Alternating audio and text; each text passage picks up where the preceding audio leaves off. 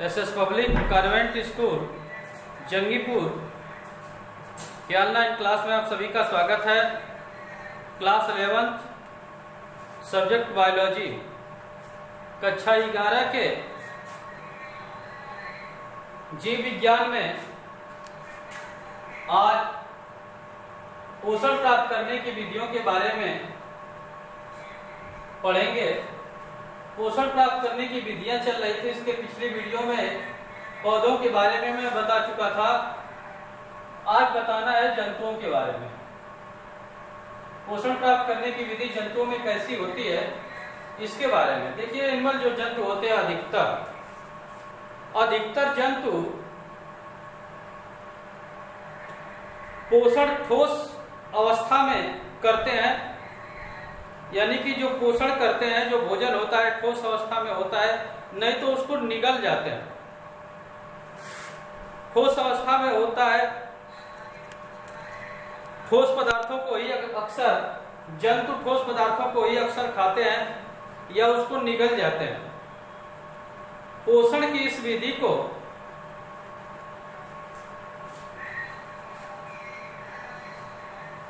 समभोजी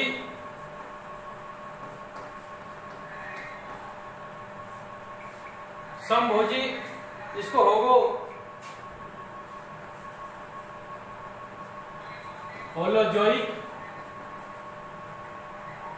holozoic या अंतर्ग्राही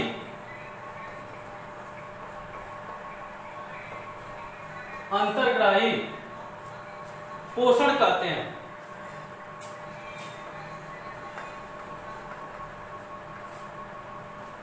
अधिकतर बताया गया कि अधिकतर जंतु भोजन के रूप में ठोस को ग्रहण करते हैं या उन्हें निगल जाते हैं। कह कि पोषण प्राप्त करने की जो ये विधि होती है जंतुओं की, उसको समभोजी, होलोजोइक या अंतर्ग्राही पोषण कहते हैं। इनगेस्टिव कहते हैं इसको, अंतर्ग्राही इनगेस्टिव। समभोजी या अंतर्ग्राही पोषण इसको कहते हैं।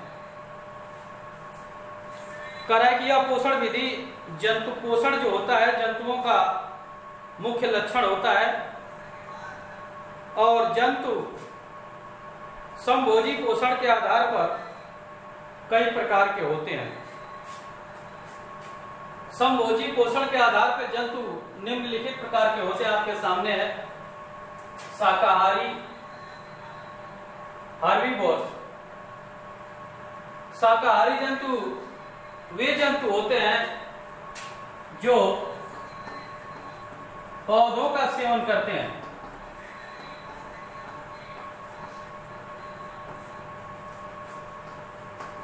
पौधों का सेवन करने वाले जंतु शाकाहारी जंतु होते हैं, जैसे गाय, भैंस,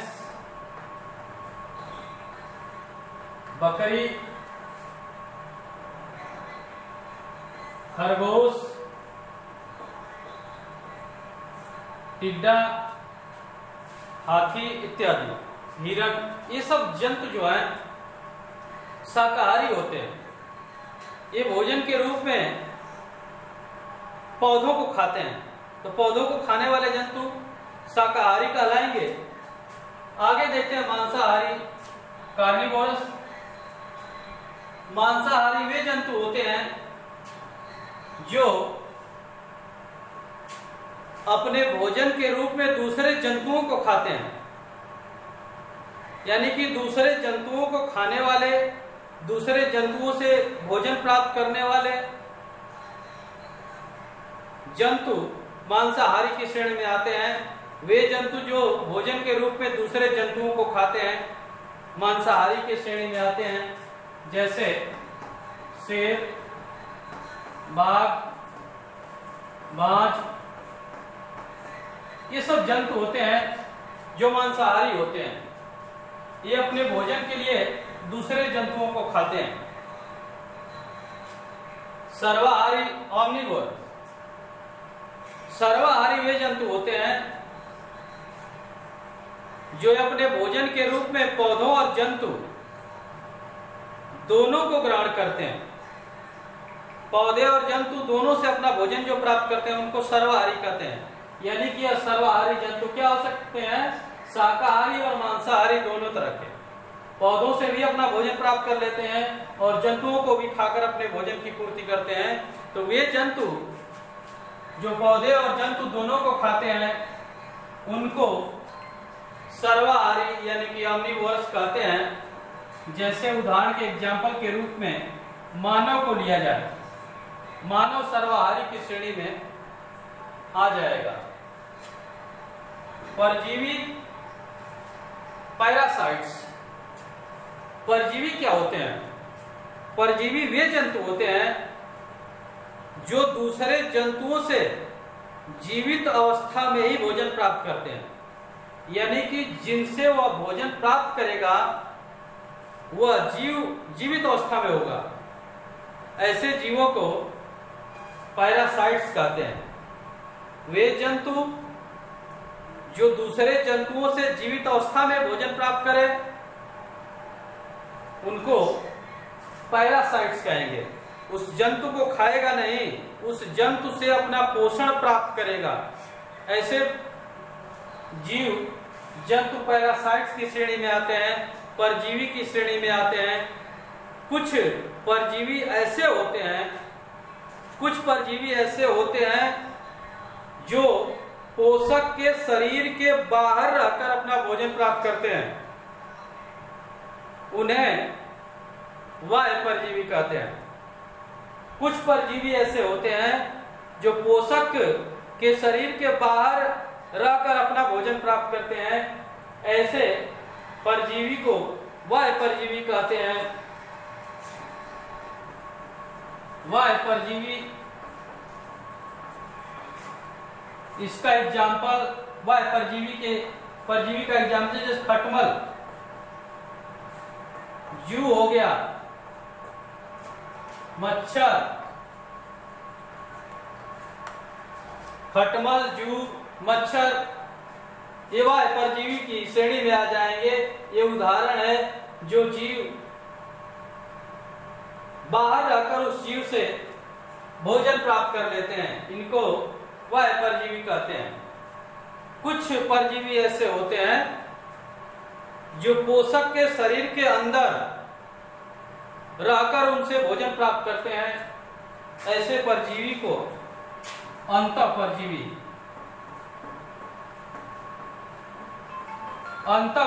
कहते हैं।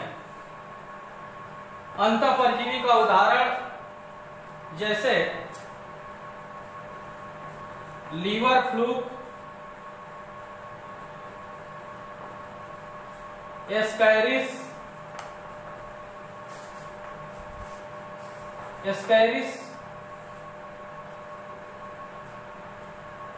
फीता कृमि, टेपवर्म जिसको कहते हैं, फीता कृमि,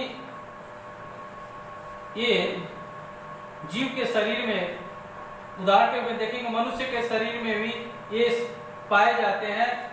आंत में फीता कृमि और एस्कैरिस पेट के परजीवी हैं जिनसे जीव से अपना ये भोजन प्राप्त कर लेते हैं। यानी कि जीव के शरीर, पोषक के शरीर के अंदर रहकर, इसीलिए ये अंतःपरजीवी कहे जाते हैं। तो पैरासाइट्स दो प्रकार के बाह्य परजीवी, खटमल, जू, मच्छर उसके उदाहरण हो गए, और अंतःपरजीवी जो पोषक के शरीर के अंदर रहते हैं, लीवर फ्लूक, एस्कैरिस, फीता कृमि है, ये रहे अंतःपरजीवी की श्रेणी में। कुछ अनेक जीव ऐसे होते हैं जो अपने शरीर से एंजाइम का स्राव करते हैं तथा ठोस पदार्थों में परिवर्तित करके। कुछ जीव अपने शरीर से एंजाइम को स्राव करते हैं, एंजाइम्स का स्राव करते हैं तथा ठोस पदार्थों में परिवर्तित करके उनको अवशोषित कर लेते हैं। पोषण की यह विधि अवशोषी पोषण कहलाती है। अवशोषी पोषण कुछ जीव ऐसे होते हैं जो अपने शरीर से एंजाइम स्राव करते हैं और उसको ठोस अवस्था में परिवर्तित करके उसका अवशोषण कर लेते हैं। पोषण की यह विधि या यह कला अवशोषी पोषण कहलाती है। तो देखा गया जंतु संभोजी होता है, वह अपना भोजन ठोस के रूप में ग्रहण करता है या उसको निगल जाता है। इस तरह के पोषण को संभोजी पोषण, होलोजोइक या अंतर्ग्राही पोषण कहते हैं। और यह संभोजी के आधार पर जो जंतु होते हैं शाकाहारी होते हैं जो पौधों का सेवन करते हैं, मांसाहारी होते हैं जो जंतुओं का भक्षण करके उनसे अपना भोजन प्राप्त करते हैं, जंतुओं को खाते हैं दूसरे, शेर बाघ बाज इसका उदाहरण है। और पौधों को खाने वाले गाय भैंस बकरी खरगोश टिड्डा ये सब हो गया। सर्वाहारी ऐसे जंतु होते हैं जो पौधों और जंतु दोनों को खाते हैं। परजीवी पैरासाइट्स ये ऐसे परजीवी ऐसे जीव होते हैं जो अपना भोजन किसी दूसरे जंतुओं से जीवित अवस्था में प्राप्त करते हैं। ये परजीवी दो प्रकार के होते हैं। वह परजीवी जो पोषक के शरीर के बाहर रहकर भोजन प्राप्त करता है, अंतः परजीवी जो पोषक के शरीर के अंदर रहकर भोजन प्राप्त कर लेता है, उसको अंतः परजीवी कहते हैं। अवशोषी पोषण के बारे में बताया गया कि कुछ जीव ऐसे होते हैं जो अपने शरीर से एंजाइम स्रावित करते हैं और उसको ठोस में परिवर्तित करके उनका अवशोषण कर लेते हैं। अवशोषण की यानी कि पोषण की यह विधि अवशोषी पोषण कहलाती है। आज के वीडियो में बस इतना ही। धन्यवाद।